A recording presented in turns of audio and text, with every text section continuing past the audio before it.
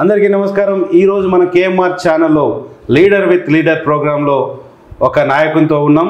ఆ నాయకుడు ఏంటంటే ఒక 2 పర్యాయాలు ఎంపీగా గెలిచి ఒకసారి సెంట్రల్ మినిస్టర్గా తన విధులు నిర్వహించి తెలంగాణ రాష్ట్రంలోనే కాదు దేశంలోనే ఒక బంజారీ జాతి ముద్దుబిడ్డగా పేరు తెచ్చుకొని ఇవాళ రాష్ట్రంలో ఏకైక ఎంపీగా అంటే బంజారా జాతి నుంచి ఏకైక ఎంపీగా ఉన్నారు. గతంలో కూడా వీరు ఏకైక ఎంపీగా ఉన్నారు. వారు సౌమ్యుడిగా పేరు తెచ్చుకొని అజాత శత్రువుగా ఉండి అన్ని పార్టీల వాళ్ళతోటి కూడా మంచి పేరు తెచ్చుకొని అందరితో కలివిడిగా ఉండే నాయకుడు ఎవరన్నా ఉన్నారంటే వారు బలరాం నాయక్ గారు. ఈరోజు మనం చీఫ్ గెస్ట్. నమస్తే సార్. నమస్కారం. మొత్తానికైతే చాలా రోజుల తర్వాత మీ ఇంటర్వ్యూకు ప్లాన్ చేసిన తర్వాత చాలా రోజుల తర్వాత మీకు టైం దొరికింది. ఈ బిజీ షెడ్యూల్లో మాకు అవకాశం ఇచ్చినందుకు చాలా సంతోషపడుతున్నాం సార్. సార్ ఏం లేదు, ఈ ఇంటర్వ్యూ ఏంటంటే అన్ని ఇంటర్వ్యూస్ లెక్క కాకుండా ఇది లీడర్ విత్ లీడర్ అనే ప్రోగ్రాం. ఈ లీడర్ విత్ లీడర్ అనే ప్రోగ్రాంలో మీకు ఏంటంటే ఒక ఇంటర్వ్యూయర్ చేసిన క్వశ్చన్స్ కాకుండా ఇది కొంచెం డిఫరెంట్గా ఉంటుంది. ఎందుకంటే నాకు కూడా ఒక రాజకీయ నేపథ్యం ఉంది కాబట్టి రాజకీయాల గురించి తెలిసిన వాడిగా మిమ్మల్ని ప్రశ్నలు ఇస్తాం. సార్ ముందుగా మీరు రాజకీయాలకు రావడానికి గల కారణాలు ఏంటి? రాజకీయాల రావడానికి కారణం అంటే ఒక ఎస్టీ, ఒక ట్రైబల్, ఒక బంజారా జాతిలో ట్రైబల్ హాస్టల్లో నేను చదువుకొని ఉన్నప్పుడు పడుకు బలహీన వర్గాల కష్టాలు ఏంటిదో తెలుసు. అదేవిధంగా ఆ కష్టాలను దూరం చేయాలి, పిల్లలకు మంచి పెంపొందన కావాలి, మంచి ఒక ఎడ్యుకేటెడ్గా కావాలి, మంచి ఒక ఎడ్యుకేటెడ్గా ఉండాలి అందరూ. దానికి చేసే ఒక ఉద్దేశపూర్వకంగా నేను రాజకీయంలో రావడం జరిగింది. నేను రాజకీయంలో వచ్చిన తర్వాత కేంద్ర విద్యాలయాలు, ప్రతి మండలంలో మోడల్ స్కూల్సు, నవోదయ పాఠశాలలు, కస్తూర్బా స్కూల్సు, ఏజెన్సీ ప్రాంతంలో ఉన్న ఆదివాసులు కానీ బంజారా జాతులు కానీ ఏదైనా ఉన్నప్పుడు వాళ్ళ జాతికి రోడ్డు సౌకర్యాలు, ఏజెన్సీ ప్రాంతంలో హాస్పిటల్స్, మణుగూరులో 100 బెడ్డెడ్ హాస్పిటల్, పినపాకలో భద్రాచలం పక్కన, అదేవిధంగా ములుగులో ఒక 150 బెడ్డెడ్ హాస్పిటల్స్, ఇవన్నీ కూడా చేయడం జరిగింది. వెంకటాపూర్ టు వాజేడ్, ఛత్తీస్గఢ్కు ఒరిస్సాకు దారి లేదు. భద్రాచలపోలు వెంకటాపురంలో రావాలంటే 3 డేస్ పట్టేది, హన్మకొండకు వరంగల్కు రావాలంటే. అటువంటిది ఇవాళ వెంకటాపురం బ్రిడ్జి కట్టిన తర్వాత 1.5 అవర్స్లో కూడా మనం వరంగల్కు రాగలుగుతున్నాం రహదారులు. తాడ్వాయి టు పస్రా ఫారెస్ట్ వెండింగ్ ఇవ్వాలంటే ఒక దాదాపుగా 70 కిలోమీటర్లు. ఎవరు ఫారెస్ట్ వెండింగ్ ఎవరు ఇయ్యరు. అటువంటి దానికి సోనియా గాంధీ మా ఒక తల్లి కొట్లాడి పోరాటం చేసి ఆ తల్లితోని తీసుకొచ్చినాం రహదారి. ఇవన్నీ కూడా మేము చదువుకునే టైంలో మాకెన్ని కష్టాలు వచ్చినాయి. ఎంత దూరం నుంచి మా హాస్టల్లో ఆదివాసులకు ట్రైబల్ పిల్లలు నడిచి వస్తున్నారు. ఆ కష్టాలన్నీ మాకు తెలిసిన తర్వాత ఆ దేవుడిచ్చిన సమ్మక్క సారలమ్మ తులజాభవాని ఇచ్చిన వరానికి తీసుకొని వారి ఒక ఆశీస్సులు, జనం ఒక ప్రేమ అభిప్రాయం పొంది మేము ఇవన్నీ కూడా మోడల్ స్కూల్స్, కేంద్ర విద్యాలయాలు, ఇవాళ రోడ్స్, బ్రిడ్జెస్ ఇవన్నీ కూడా తేవడం జరిగింది. ఓకే సార్, ఇవన్నీ మీరు చేసిన అభివృద్ధి కార్యక్రమాల గురించి మీరు చెప్పారు. ఓకే, బాగానే ఉంది. అంటే మీరు అడిగారు కదా మీరు రావడానికి ఏ ఉద్దేశపూర్వకంగా మీరు రాజకీయాలు వచ్చారంటే, నేను అడిగింది ఏంటంటే సార్ రాజకీయాలకు రావడానికి మీకు ఇన్స్పిరేషన్ ఎందుకంటే నేను ఒకటే, ఇవన్నీ కూడా మనం రాజకీయాలు అయితేనే చేయగలుగుతాం. మనం ఇండివిజువల్ గా మన ఇంట్లో డబ్బులు లేవు, మనం ఆల్రెడీ వీకర్ సెక్షన్, మన దగ్గర ఎలాంటి అధికారం లేదు, డబ్బులు బ్యాంక్ బ్యాలెన్స్ కూడా లేవు, ఏది కూడా లేదు. ఇది ఏదన్నా సాధిస్తే బ్రెయిన్ బ్యాలెన్స్ తోనే సాధించాలి. ఓకే ఓకే ఓకే సార్, ఒక చిన్న ప్రశ్న. ఇది ఏంటంటే చాలా రోజుల నుంచి అందరూ అడగాలనుకుంటున్నారు కానీ మిమ్మల్ని ఎవరు అడగలేకపోతున్నారు, కొంచెం సాహసం చేయలేకపోతారు. ఎందుకంటే you are very loyal to the Congress family and Sonia Gandhi garu 100%. అయితే పార్టీలు మారితే మీకు సెంట్రల్ మినిస్టర్ పదవి ఇస్తా అని చెప్పి ఒక న్యూస్ అన్నది అప్పుడు చాలా వైరల్ అయింది. చాలా మీరు పార్టీ కనుక మారేది ఉంటే, బీజేపీలోకి వెళ్ళేది ఉంటే, ఎందుకంటే మీకు అవకాశం ఏంటంటే ఒక ఏకైక ఎస్టీ అంటే బంజారా జాతికి సంబంధించిన నాయకులు కాబట్టి మీరు కాంగ్రెస్ పార్టీలో లేరు, బీజేపీలో కూడా ఎవరు లేరు కాబట్టి మీరు వచ్చేది ఉంటే మీకు మినిస్ట్రీ వస్తుంది, సెంట్రల్ మినిస్టర్ అయ్యే అవకాశం వచ్చినా కూడా మీరు కాదనుకొని కాంగ్రెస్ పార్టీలో ఉండడానికి గల కారణం ఏంది? కాంగ్రెస్ పార్టీలో ఉండడానికి కారణం కొన్ని ముఖ్యం ఉన్నాయి. స్వతంత్రం తెచ్చింది కాంగ్రెస్ పార్టీ. ఇవాళ ఈ బంజారా జాతి కానీ ట్రైబల్స్ కానీ ఏ వర్గానికి చెందిన బీద వాళ్లకు ఏదైనా చేయాలంటే కాంగ్రెస్ పార్టీల వల్లనే సాధ్యమవుతుంది. కాంగ్రెస్ పార్టీ తప్ప వేరే పార్టీల సాధ్యం అనేది జరగదు. వేరే పార్టీలో న్యాయం అనేది జరగదు. ఈ పార్టీలో వీకర్ సెక్షన్ క్యాండిడేట్కు ఆ రోజుల్లో సుధాకర్ నాయక్ కూడా మా బంజారా సోదరునికి సీఎం ఇచ్చింది కాంగ్రెస్ పార్టీ. అంటే బీపీ నాయక్ కాంగ్రెస్ ఇచ్చింది కాంగ్రెస్ పార్టీ. భారతదేశంలో మా భాష ఒకటే, మా నడకడి ఒకటే, మా ట్రెడిషన్ ఒకటే. ఇదే భుక్యా, ఇదే బాణోత్, ఇదే జాటోత్ అనే మా ఒక గోత్రాలతోని సహా ఉన్న జాతి, ఏకైక జాతి లంబాడి జాతి. గుజరాత్లో పోతే మా భాష, మీరు పంజాబ్లో పోతే మా భాష, వాళ్ళు సిక్కుల రుమాలు చుట్టుకున్నా మా భాషే మాట్లాడతారు. దేశం మొత్తం ఒకటే భాష. ప్రపంచమే కాదు, యూరోప్లో కూడా మా భాష. మేము పాకిస్తాన్లో మేము 3% ఉన్నాం, పాకిస్తాన్లో కూడా మా భాష. కాబట్టి లాహోర్లో కూడా ఇప్పటివరకు మాకు ల్యాండ్స్ ఉన్నాయి మా బంజారా కమ్యూనిటీకి. యూరోప్లో మాకు ల్యాండ్స్ ఉన్నాయి. కాబట్టి ఇప్పుడు పార్లమెంటు ప్లేస్ కూడా మా లంబాడీలదే. ఓకే. కాబట్టి ఈ లంబాడి జాతి ఒకటే భాష కాబట్టి మా జాతికి సుధాకర్ నాయక్ గవర్నర్ ఇచ్చారు. ఓకే. సీఎం విపి నాయక్ గారు 15 సంవత్సరాలు చేశారు. ఇక్కడ రేడియా నాయక్ గారికి మినిస్టర్ ఇచ్చారు, జగన్ నాయక్ గారికి మినిస్టర్ ఇచ్చారు, రవీందర్ నాయక్ గారికి మినిస్టర్ ఇచ్చారు, అమర్ సింగ్ తిలావత్ గారికి మినిస్టర్ ఇచ్చారు. కాంగ్రెస్ పార్టీలో లంబాడి జాతికి ఇవ్వలేదని ఏం లేదు. లంబాడి జాతికి రవీందర్ నాయక్ ఇచ్చారు, జగన్ నాయక్ ఇచ్చారు, అమర్ సింగ్ తిలావత్కి ఇచ్చారు. స్వామి నాయక్ రాజ్యసభ మెంబరు 2 సార్లు ఇందిరాగాంధీ గారు చేశారు. 2 times రాజ్యసభ మెంబర్ ఇచ్చారు ఒక లంబాడి జాతికి. నాకు మినిస్టర్ ఇచ్చారు, 4 సార్ల టికెట్ ఇచ్చారు, ఒకసారి ఎమ్మెల్యేగా చేశాను, ఒకసారి రాజ్యసభ టికెట్ కూడా ఇచ్చారు. మరి ఇలాంటి పార్టీని మేము వదిలిపెట్టి రైట్ ఇన్ఫర్మేషన్ ఇచ్చింది కాంగ్రెస్ పార్టీ, 100 రోజులు పని ఇచ్చింది కాంగ్రెస్ పార్టీ. మరి మేము తెలంగాణ ఇచ్చింది కాంగ్రెస్ పార్టీ. ఇందిరాగాంధీ మాకు ఎస్టీలో కలిపిందే ఇందిరాగాంధీ. ఎస్టీలో ఇవాళ కలపబట్టికే మా పిల్లలు ఇవాళ డాక్టర్లు, ఇంజనీర్లు, ఐఏఎస్లు, ఐపీఎస్లు అందరూ అవుతున్నారు. ఓన్లీ ఇందిరాగాంధీ పుణ్యాన. ఇందిరాగాంధీ మమ్మల్ని గుర్తింపించింది. అటువంటి పార్టీని పోయి వదిలిపెట్టేది మేము వేరే పార్టీ లెక్క చేష్టోళ్ళం కాదు. తెలంగాణ ఇచ్చింది సోనియా గాంధీ కాదా? కేసీఆర్ తెచ్చిండా తెలంగాణ? ఇందిరాగాంధీ సోనియా గాంధీ ఇచ్చింది తెలంగాణ. కాబట్టి కాంగ్రెస్ పార్టీ మామూలు పార్టీ కాదు. ఒక సూర్యుడు పొద్దున లేచి సాయంత్రం పుక్తాడు, ఏ డ్యూటీ చేసేది ఆ ఏకైక భారతంలో డ్యూటీ చేసే party Congress party. Congress party మామూలు పార్టీ కాదు. సరే సార్, ఇప్పుడు మీరు కాంగ్రెస్ పార్టీ గురించి చాలా గొప్పగా చెప్పారు. కానీ ఇప్పుడు రాష్ట్ర ప్రభుత్వంలో కూడా మీరే కాంగ్రెస్ పార్టీ అధికారంలో ఉంది. కానీ ఇప్పుడు బై ఎలక్షన్స్ని ఎలా ఎదుర్కోబోతుంది?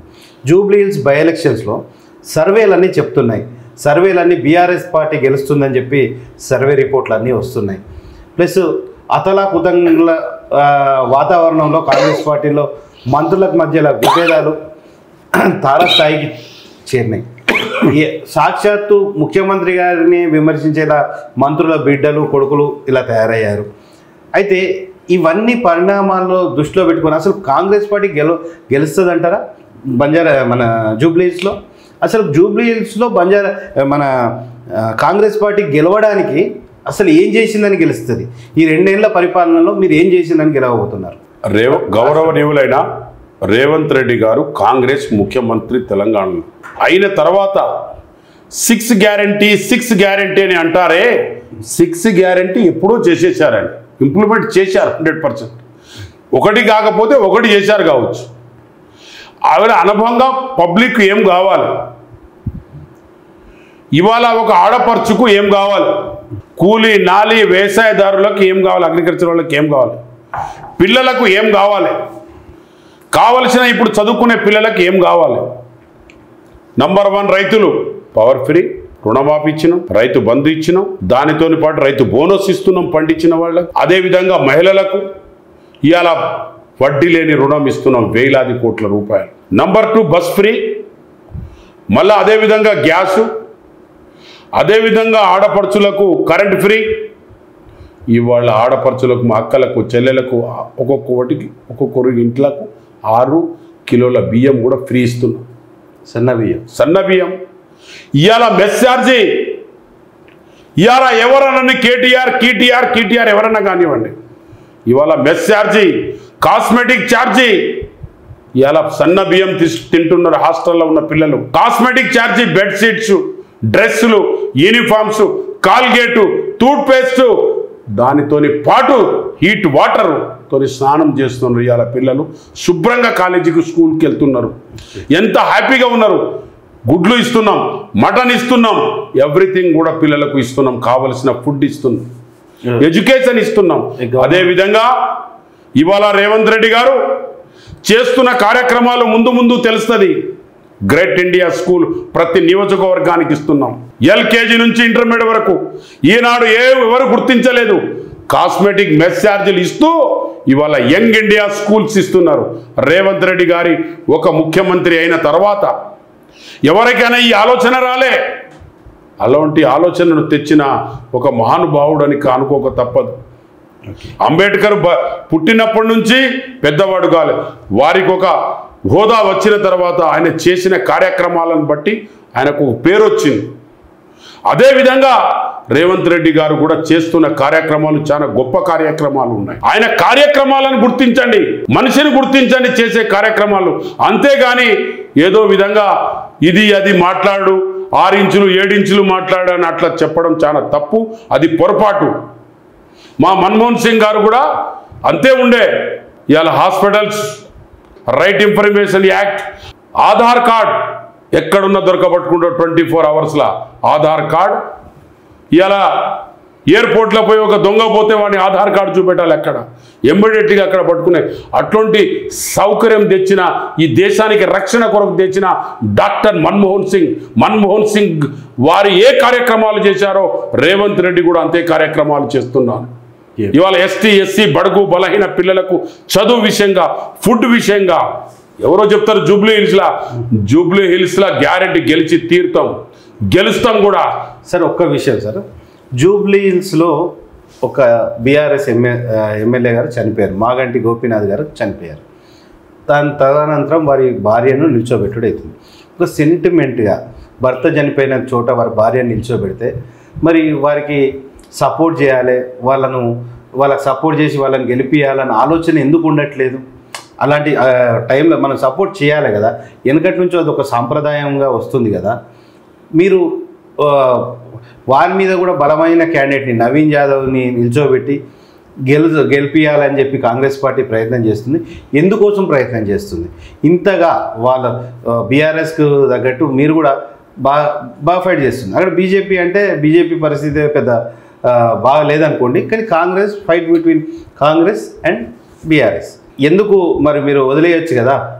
బీఆర్ఎస్ పార్టీ గౌరవనీయులైన ఎమ్మెల్యే గారు, నేను ఇవాళ ఆయన కూడా మా పెద్దన్న లాంటి ఎవరైనా మూర్తి చెందవలసిందే, పోవలసిందే పైకి, టైం టు టైం, ఎవరి టైం వాళ్ళు. అలాంటి వ్యక్తి చనిపోయినందుకు మాకు కూడా జాలి ఉంది. ఆమె ఒక భార్య, మా చెల్లెలు అక్కలు, మాకు కూడా ఒక ఆడపడుచు. మాకు కూడా ప్రతి ఒక్క మానవుడు ఆడపడుచులతోనే సమానంగా చూసేటాడు. కానీ మరి ఆయన చనిపోయిన తర్వాత కేటీఆర్ గారు, కేసీఆర్ గారు ఎవరెవరో వెళ్ళారు వారింటికి. తర్వాత ఒక వారం రోజుల ప్రెస్ మీట్ పెట్టి మేము వీటి మీద పోటీ చేస్తలేం, మీ చెల్లె మీద నేను పోటీ చేస్తలేను, ఆ చెల్లెను టీఆర్ఎస్ నుంచి మేము నిలబెడతలేము, మేము ఆ నిర్ణయం తీసుకుంటలేము, వారికి మేము మా పార్టీ నుంచి ఇనానుమస్ చేస్తున్నామని ఎందుకు చెప్పలేదు? ఇనానుమస్ అంటే వాళ్ళ పార్టీ నుంచి ఎనానమసే కదండి, బీఆర్ఎస్ నుంచి ఎనానమసే, కానీ ఆల్ పార్టీస్ నుంచి ముందు చెప్పాలి కదా. మేము నిలబెట్టక ముందు చెప్పాలి. మీరు నిలబెట్టక ముందు మీ దగ్గరకు వచ్చి సంప్రదించేది కూడా అవసరం లేదు. అవుట్లైన్ ప్రెస్ మీట్ చేసేస్తే మేము ఆలోచించేటే వాళ్ళం. అరే అవును కదా, వారు వదిలిపెట్టేశారు, ఆయన వద్దని ఆయన పోటీ చేయని అంటున్నారు టీఆర్ఎస్ వాళ్ళు, కాబట్టి మనం కూడా పోటీ చేయొద్దని మేము ఆలోచించేవాళ్ళం.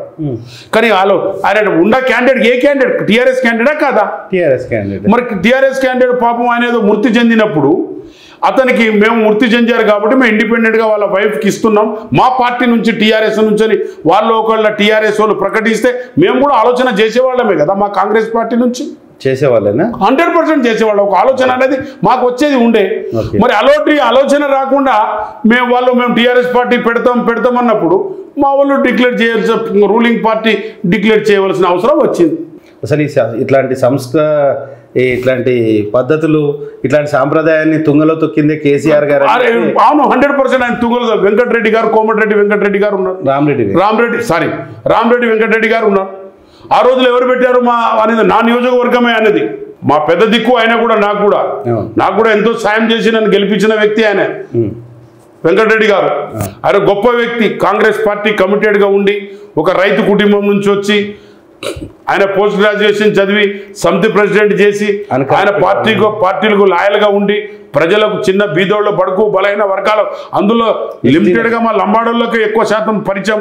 ఆయనకు భాష కూడా వస్తుంది, మా లంబాడి భాష కూడా వస్తుంది. అటువంటి వ్యక్తి మీద, అటువంటి భార్య మీద, అలాంటి మా పెద్దమ్మ ఈ రోజు వరకు పెద్దమ్మ, అప్పుడు కూడా పెద్దమ్మ, అలాంటి ఆమెకు మీద కూడా పోటీ పెట్టిరు వీళ్ళు.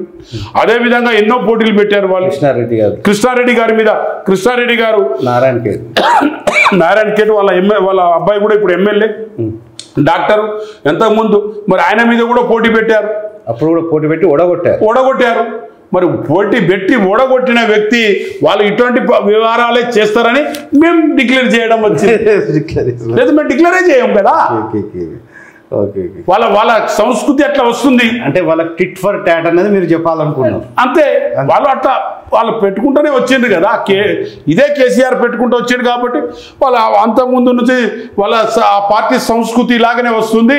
చనిపోయేల మీద పోటీ పెడుతున్నారు కాబట్టి ఇక మనం కూడా డిక్లేర్ చేద్దామనే. గతంలో కాంగ్రెస్ పార్టీ అలాంటి పనులు చేయలేదు. మా రాజ్య నాయక్ మా బావ చనిపోతే పోటీ పెట్టలేదు, యునానిమస్ గా ఎమ్మెల్యే చేశారు. టీడీపీ అలాంటి పని చేయలేదు. ఓన్లీ బీఆర్ఎస్ పార్టీ చేసింది ఆ పనులన్నీ చేసింది బీఆర్ఎస్. కాబట్టి మేము కూడా డిక్లేర్ చేయవలసి వచ్చింది. లేకపోతే మా క్యాండిడేట్ మేము డిక్లేర్ చేసేటోళ్ళమే కాదు. నవీన్ యాదవ్ అనే పిల్లగాడు అక్కడ స్టాండర్డే. మేము మెప్పిద్దాం, నాన్న నీకు ఇంకోసారి చూద్దాం, నీకు ఇంకోటి ఏదో చూస్తాం అని చెప్పడం జరుగుతుంది. వానికి మెప్పిస్తాం. వాడు మాకు పార్టీలో ముందే జాయిన్. జూబ్లీహిల్స్ గెలుస్తుందనే హోప్ ఉందా? 1000% గెలుస్తుంది. ఎందుకు గెలవదు? 100%. 1000%. గొర్రెల మంద వెనక ఉండేటోడు, మీరు గొర్రెల మంద ఉండేటోడు కేటీఆర్.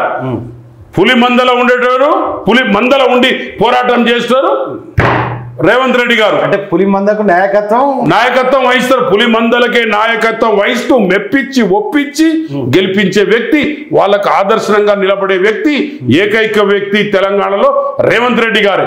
ఓకే, అంటే కాంగ్రెస్ పార్టీలో ఉన్న వాళ్ళంతా పులులంటే కాంగ్రెస్ పార్టీ ఒక భావాలను నడిపించేటోళ్ళు పులులు అవుతారు.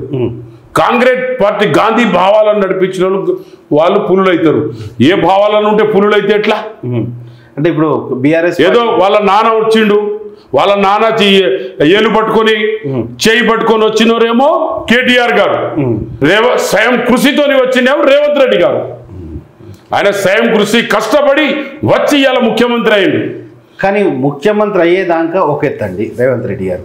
ముఖ్యమంత్రి అయిన తర్వాత వారి సహజ స్టైల్ని, అంటే అపోజిషన్లో ఉన్న స్టైల్ని రూలింగ్లో కూడా కంటిన్యూ చేస్తుందనే ఒక అపవాదం ఉంది వారి మీద. ప్లస్ ఇంకోటి ఏంటంటే ఇవాళ ముఖ్యమంత్రి అని చూడకుండా అందరూ కూడా వారిని విమర్శించరు. ప్రజల దగ్గర నుంచి అయినా, బీఆర్ఎస్ పార్టీ నుంచి అయినా, సొంత పార్టీలో ఉన్న నాయకులైనా వారిని విమర్శించుడు చూస్తుంటే ఇది ఏంది ఇలా అయిపోయింది, కాంగ్రెస్ పార్టీ పరిస్థితిలో ఏంది ఇలా అయిపోయింది అంటే దేశాన్ని పరిపాలించిన పార్టీ, రాష్ట్రాన్ని ఎన్నో సంవత్సరాలు పరిపాలించిన పార్టీ, ఎంతోమంది నాయకులు, అంటే మనం వైఎస్ఆర్ గారిని చూసినాం. వైఎస్ఆర్ గారు ఉన్నప్పుడు ఒక డిసిప్లిన్, క్రమశిక్షణ అవన్నీ ఉండేది. ఇవన్నీ తప్పి అంటే రేవంత్ రెడ్డి గారు కరెక్ట్ వాళ్ళ పగ్గాలు కరెక్ట్ అందలేదా, లేకుంటే కొంచెం స్వేచ్ఛ లేదా, ఏదైనా ఎందుకు ఇలా కారణాలు ఏంది దీనికి? మంత్రులు ఇష్టం ఉన్నట్టు మాట్లాడు ముఖ్యమంత్రి గారిని. నేను ఒకటే చెప్తున్నా కదా, కష్టపడిన వ్యక్తి మీద ఒక కష్టపడి కొడుకులను సాధిస్తారు, పిల్లలను సాధే వ్యక్తికి జ్ఞానోదయం ఉంటుంది. వాళ్ళ అయ్యా చేయి పట్టుకొని వచ్చి ఆయన పదవిలోకి వచ్చిండు కేటీఆర్.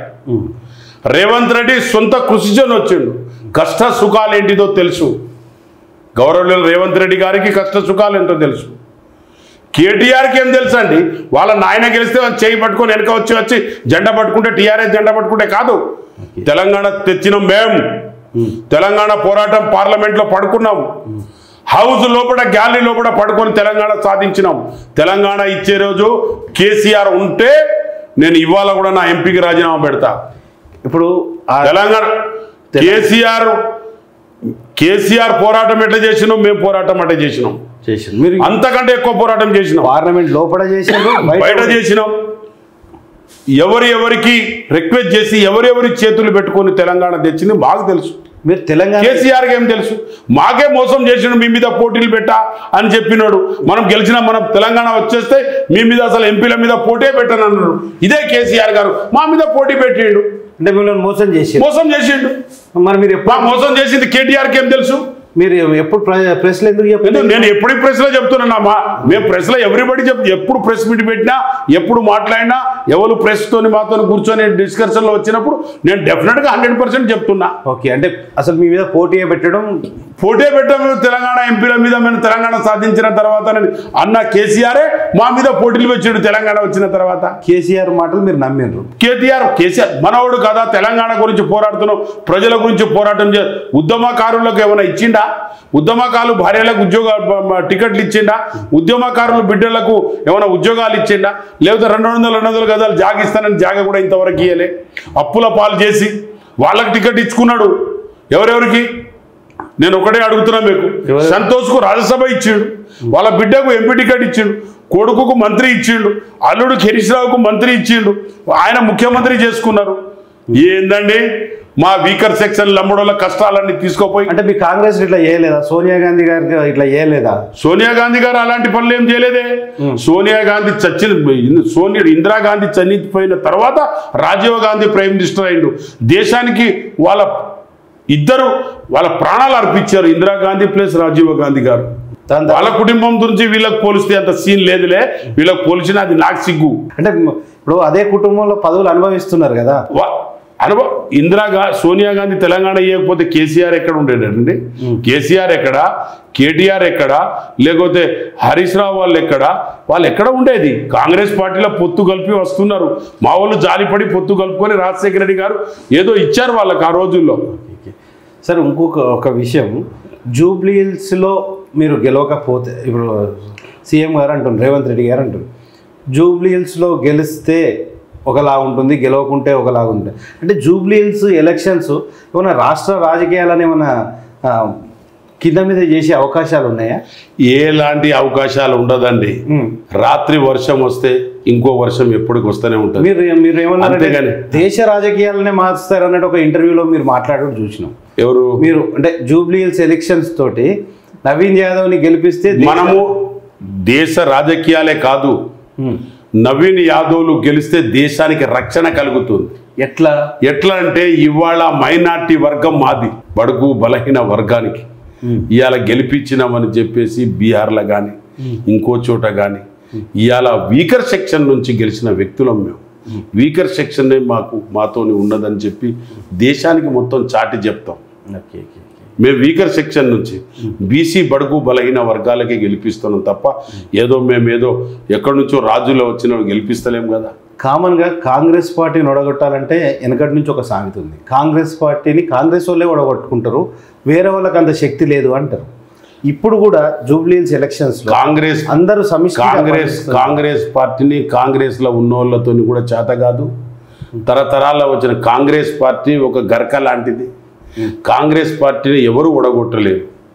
కాంగ్రెస్ ఓడగొట్టే శక్తి ఎవరికి లేదు. కాంగ్రెస్ ఇప్పుడే కదా మీరు ప్రభుత్వంలోకి వచ్చింది, ఇంతకుముందు పోయింది కదా ప్రభుత్వం రాలే కదా. ప్రభుత్వం పోతే మోసం చేసి ప్రభుత్వం తీసుకోపోయాడు. ఎట్లనంటే వాళ్ళకు ఫస్ట్ టైం ప్రజలు నమ్మిండు. ఫస్ట్ టైం అరే పాపం కోరాడేనని ఫస్ట్ టైం ప్రజలు నమ్మి ఆయన ఓటేసి. మీరు అన్నట్టు ఇచ్చిందే సోనియా గాంధీ కదా, తెలంగాణ ఇచ్చింది. మేము గ్రౌండ్ లెవెల్లో చెప్పుకోలేకపోయినాం. అక్కడ దాకా తీసుకోపోలేకపోయినాం. పార్లమెంట్లో తెలంగాణ పెట్టి ఇచ్చిన సోనియా గాంధీ అని మేము చెప్పుకోలేకపోయినాం. బయట వరకు మేము అక్కడే పోరాటం చేసుకుంటూ ఉన్నాం. గ్రౌండ్ లెవెల్లో చెప్పుకోలేకపోయినాం.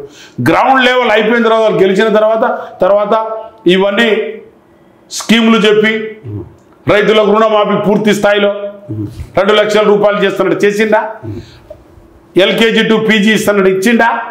ఇవన్నీ అప్పుడు నాకు 5 సంవత్సరాల లోపల కాలే అని చెప్పి 5 సంవత్సరాల లోపల కాలేదు, 5 సంవత్సరాలు అట్లా పరిపాలన పబ్లిక్ నమ్మి మోసం పోయినామని చెప్పి కేసీఆర్ గారు చేసిన పనులు, రైతు బంధు కావచ్చు, రైతు బీమా కావచ్చు, రైతుల గురించి వారు చేసింది, అంటే గ్రామాల గురించి వారు చేసిన దాంట్లో ఎన్నో కార్యక్రమాలు ఉన్నాయి. అంటే నర్సరీలు గ్రామాలలో, శ్మశాన వాటికలు, రోడ్లు, లైటింగ్ అన్నీ, అంటే మిషన్ భగీరథ, మిషన్ కాకతీయ, ఇలాంటి ఎన్నో పనులు గ్రామాలలో చేసాను.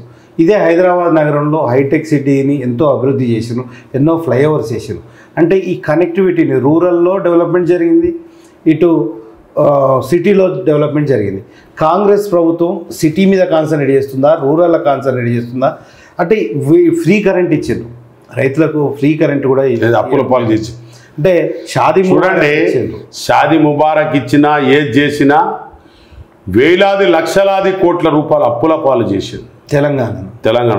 మిషన్ భగీరథల వేలాది కోట్ల రూపాయలు తినేసిండ్రు, మీకు ఇరిగేషన్లో లక్షలాది కోట్ల రూపాయలు తినేసిండ్రు. తినేసి ఆ సొమ్మును కొద్దిగా వీళ్ళకి చేసినట్టు చేసి మేము ఇవాళ ప్రతి ఒక్క అప్పు మేమే కడుతున్నాం, ప్రతి ఒక్క ఇంట్రెస్ట్ మేమే కడుతున్నాం, ప్రతి ఒక్కటి మేమే ఇస్తున్నాం తప్ప వాళ్ళు చేసింది ఏమీ లేదు. వాళ్ళు అప్పు చేసిండ్రు అంటున్నారు. అప్పు చేసినా ప్రజలు ఎలా ఆలోచిస్తున్నారు అంటే, అప్పు చేసినా కేసీఆర్ చేసిండ్రా, రేవంత్ రెడ్డి అప్పు చేసినా చేయొచ్చు కదా మాకు అనే ఆలోచనలో ప్రజలు ఉన్నారు రూరల్లో. ఇప్పుడు కనుక స్థానిక ఎకనామిక్ సిస్టంలో అప్పులు చేసిండ్రు వేలాది కోట్ల రూపాయలు. బ్యాంకులకు నువ్వు వడ్డీ కట్టకపోతే నీకు అప్పులు ఏడా ఇస్తాడు? ఇప్పుడు బ్యాంకులలో లక్షలాది కోట్ల రూపాయలు చేసింది, దానికి ఇంట్రెస్ట్ అయితే కట్టాలి కదా, జీతాలు అయితే 1వ తారీఖు ఇవ్వాలి కదా. మరి ఇవన్నీ మరి ఎక్కడి నుంచి తీయగలుగుతామో? ఎన్నో ఇన్కమ్ సోర్సెస్కు వేలాది కోట్ల రూపాయలు అప్పులు చేసిపోయి బిల్స్ కొట్టకుండా అన్ని పెండింగ్ల బిడ్డు అవన్నీ ఎందుకంటే బెస్ట్ అవైలబుల్ స్కీమ్ అని ఒక హాస్టల్ పిల్లల బెస్ట్ అవైలబుల్ స్కీమ్ పైసలు కూడా ఇవ్వలేదు దొంగలు. ఇవాళ మా పిల్లలకు హాస్టల్ అడ్మిషన్స్ లేవు, బెస్ట్ అవైలబుల్ స్కీమ్ కొన్ని 25% కూడా ఇవాళ రేవంత్ రెడ్డి గారు వచ్చినాక ఇచ్చారు. మన పబ్లిక్ స్కూల్కు పైసలు ఇవ్వలేదు, దానికి 12 కోట్ల రూపాయలు మొన్న ఇప్పించాం. వేలాది కోట్ల రూపాయలు బిల్లు కొడుతున్నాం, కోట్లాది రూపాయలు చేస్తున్నాం. మరి దానికి ఎవడంటలేడు? ఎవరో అట్లే మాట్లాడతారు. పని చేసుకునేటోడు ఎప్పుడు సైలెన్స్గా పని చేస్తూనే ఉంటాడు. పని చేసే వ్యక్తి మీద ఏదైనా నిందలు పోస్తారు. ఓకే, ఫలంచిన వృక్షానికే రాతి దెబ్బలు అన్నట్టు అంతే. ఇప్పుడు రేవంత్ రెడ్డి గారు ఏ పని మొదలుపెట్టినా, అంటే హైడ్రా అని మూసి సుందరీకరణ చేయాలని మొదలుపెట్టానే దాని మీద పెద్ద ఎత్తున విమర్శలు. లేదు సెంట్రల్ యూనియన్ వాళ్లకు భూముల హైడ్రా ఎందుకు, ముసి ఎందుకు, ఏంటంటే గుజరాత్ పోయి చూడమని చెప్పండి. గుజరాత్ ముసి నది ఏ విధంగా ఉన్నది? మోడీ గారి ఒక సొంత స్టేట్లో అంతకుముందు ఏముండే 40 సంవత్సరాల క్రితం ముసి నది ఇవాళ ఏ పరిస్థితిలో ఉన్నది? ముసి నది కొద్దిగా ప్రాబ్లం కావచ్చు, కానీ అది లైఫ్ అచీవ్మెంట్ అని నేను అనుకుంటున్నా. తరతరాల అచీవ్మెంట్ అవుతుంది అంటారా? అది 100% అవుతుందా? సాధించి తీరుతారు. రేవంత్ రెడ్డి గారు ఏదైనా మంచి పని చేస్తున్నాడో కొద్దిగా లేటుగా తెలుసుకుంటారు ప్రజలు, లేటుగా కానీ వెయిట్ ఉంటుంది దానికి. పని అవుతుంది అంటారా? దాన్ని 100% అవుతుంది, ఎందుకు కాదు? అంటే దాన్ని ఓకేనా ముందుకు తీసుకెళ్తారు తప్పకుండా. బీఆర్ఎస్ వాళ్ళు అడ్డుపడ్డారని చెప్పి బీఆర్ఎస్ వాళ్ళు అడ్డుపడి కొంత ఆపుతున్నారు, దానికి ముందుకు తీసుకుపోతే ప్రయత్నం భాగంగా చేస్తున్నారు. జనరల్గా మీరు ఎందుకు పార్టీ తరఫు నుంచి ఇప్పుడు ఎన్విరాన్మెంట్ని కాపాడడానికే రేవంత్ రెడ్డి గారు చర్యలు తీసుకుంటారు. ప్రజలను రాంగ్ డైరెక్షన్ పట్టిస్తున్నట్టు చేస్తుండ్రు అని చెప్పి మీరు ప్రొజెక్ట్ చేసుకోలేకపోతున్నారు. అంటే మీ దగ్గర అంత ఎఫిషియన్స్గా మంత్రులు, ఏ మాటకు ఆ మాట చెప్పాలండి, ఎఫిషియెంట్గా మంత్రులు ఎలా ఉన్నారంటే దాని గురించి ఒక అవగాహన లేకుండా, దాని గురించి ముఖ్యమంత్రికి ఒక సపోర్టింగ్ సిస్టమ్ లాగా మంత్రులు పనిచేయాలి. కానీ ముఖ్యమంత్రి కుర్చీ లాక్కుందామని చెప్పి ప్రతి ఒక్క మంత్రులు ప్రయత్నిస్తున్నారు కాబట్టి ఈ కాన్ఫ్లిక్ట్ వస్తుంది. ఎందుకంటే ముఖ్యమంత్రికి అంటే ఎవరికైనా నేను ఒకటే చెప్తున్నా బ్రదర్, సీఎం గారి ముఖ్యమంత్రి కుర్చీను లాక్కుందామని ఈ స్టేట్ల వాళ్ళు ఎంత ప్రయత్నించినా అది అయ్యే పని కాదు. సోనియా గాంధీ గారు వారి పరిపాలన, వారి లెక్కలు, రాహుల్ గాంధీ గారు, సోనియా గాంధీ గారు, మా వేణుగోపాల్ గారు, వాళ్ళు లెక్కలు బరాబరే ఉన్నాయి. రేవంత్ రెడ్డి గారి ఖర్చులు అలాగనే పెడుతున్నారు. అన్ని విషయాలలో ఆయన పూర్తి స్థాయిలో ఇవాళ నేను యంగ్ ఇండియా నుంచి లెక్క పెడితే హాస్టల్ వరకు మీకు చెప్పిన, రైతుల పక్షాన చెప్పిన, సబ్సిడీ చెప్పిన, ఎయిర్పోర్టు ఇవాళ వరంగల్లో, ఇవన్నీ కూడా ఆయన ఏమేమి చేయాలనో అన్నీ చేస్తూనే ఉన్నారు. కాబట్టి ఇరిగేషన్ ప్రాజెక్టులు చేస్తున్నారు, ఇవాళ అన్నీ కూడా అవుతున్నాయి. ఇవాళ కాబట్టి చక్కగా వాళ్ళకి ఏంది ఈ రాష్ట్రం ఏంటిది వాళ్ళు ఎన్నో గవర్నమెంట్లు చూసిరు సోనియా గాంధీ గారు రాహుల్ గాంధీ గారు ఏ రాష్ట్రంలో ఎట్లా కర్ణాటకలో ఏం జరుగుతుంది అదేవిధంగా హిమాచల్లో ఏ విధంగా జరుగుతుంది మన దగ్గర ఏముంది ఇవాళ ఎవరో మంత్రుల్లో కూడా ఎక్కువ మాట్లాడతారని నన్ను తెలుసుకోలేదు వాళ్ళు ఏం మాట్లాడతారో నాకు తెలియదు బలరాం నాయక్ గారు ముఖ్యమంత్రి గారికి పర్ఫెక్ట్ గా సపోర్ట్ చేస్తున్నారు ఈ ఇంటర్వ్యూ చూస్తే నాకు అర్థమవుతుంది నేను సపోర్ట్ కాదు ఉన్న ఫ్యాక్ట్ న్యూస్ చెప్తున్నా ముఖ్యమంత్రి గారికి నేను సపోర్ట్ చేయడం కాదు ఫ్యాక్ట్ నేను కూడా 4 సార్లు ఎంపీకి పోటీ చేసిన ఒకసారి రాజ్యసభ చేసిన ఒకసారి ఎమ్మెల్యేగా చేసిన అసలు దేశానికి రాష్ట్రాన్ని పరిపాలించాలంటే మనం ఏ విధంగా అయితే మనం ముందుకు పోగలుగుతాం మీరు అందరితో పార్టీని ఎట్లా కాపాడుకోగలుగుతాం మీరు అందరితోటి మంచిగా మాట్లాడతారు అందరితోటి సఖ్యత ఉంది మీరు చెప్పొచ్చు కదా ఒక సీనియర్ నాయకుడిగా ఈ నాయకులను సమన్వయం చేసే పాత్రను అరే మనం సమన్వయం లేదని ఎవరన్నారు అది మొన్న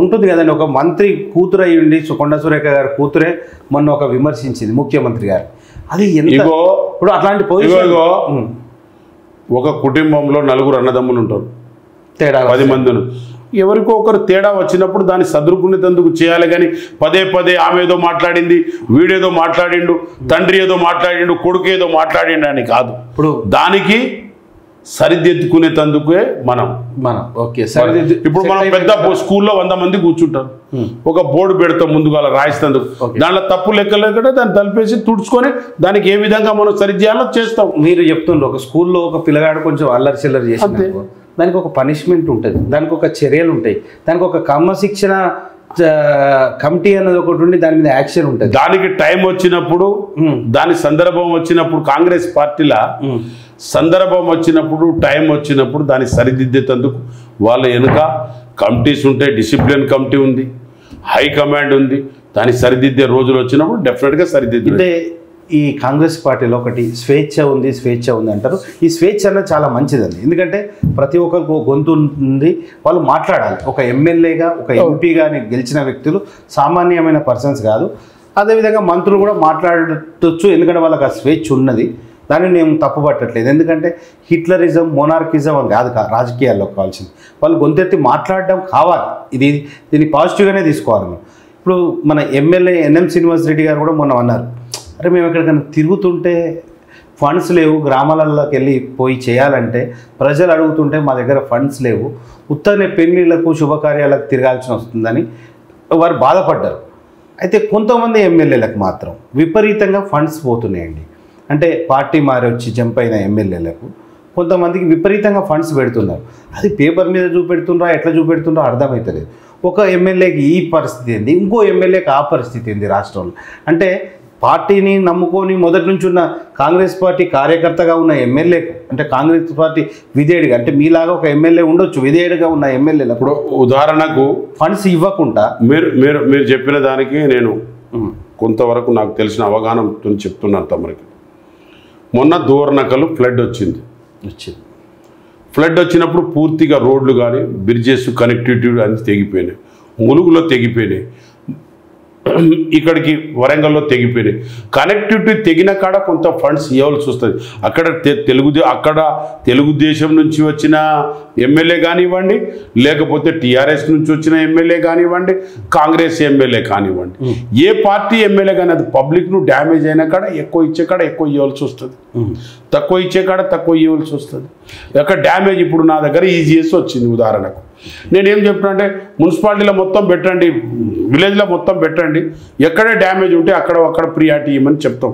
ఏ రివ్యూ మీటింగ్లో అయినా ఇది కూడా అంతే ఇప్పుడు రాష్ట్రంలో మొత్తం ముఖ్యమంత్రి చూసినప్పుడు అంతే జరుగుతుంది ఇప్పుడు కొంతవరకు యామ్లో కొన్ని రోడ్స్ వచ్చినాయి గవర్నమెంట్ ఆఫ్ ఇండియాలో డబ్బులు మనకు ఇవ్వడం లేదు పూర్తి స్థాయిలో మనకు సహకరించలేదు ఆ బీజేపీ వాళ్ళు సహకరిస్తలేరు మరి మొన్నటికి మొన్న ఎంతో ఫ్లడ్ వచ్చింది మరి బీజేపీ వాళ్ళు సహకరించాలి కదా 8 మంది ఎంపీలు ఉన్నారు కదా మరి వాళ్ళు ఫండ్స్ సహకరించవచ్చు కదా మరి వాళ్ళు ఇంత అప్పుల పాలు చేసిన మన తెలంగాణకు ఇంతవరకు మీరు ఆంధ్రలో ఎంత డబ్బులు ఇచ్చారు ఆంధ్రలో గెలిచినప్పుడు ఎంత డబ్బులు ఇచ్చారు చంద్రబాబు నాయుడుకి ఎందుకు ఎక్కువ డబ్బులు ఇవ్వాలి తెలంగాణ రాష్ట్రానికి ఎందుకు ఇవ్వడం లేదు మోడీ గారు కానీ ఎందుకు బీజేపీ ఎంపీలు అడుగుతలేరు బీజేపీ ఎంపీలు 8 మంది నిద్రపోతున్నారా మరి గవర్నమెంట్ ఆఫ్ ఇండియాలో వాళ్ళు అడగాలి కదా పోయి అడిగి సమానత్వమైన ఆంధ్రాలో ఎంతెంత ఇచ్చారు, పోలవరానికి ఏమి ఇచ్చారు, ఇంకో దానికి ఏమి ఇచ్చారు, రోడ్స్కి ఏమి ఇస్తున్నారు, ఇండస్ట్రీస్కి ఏమి ఇస్తున్నారు,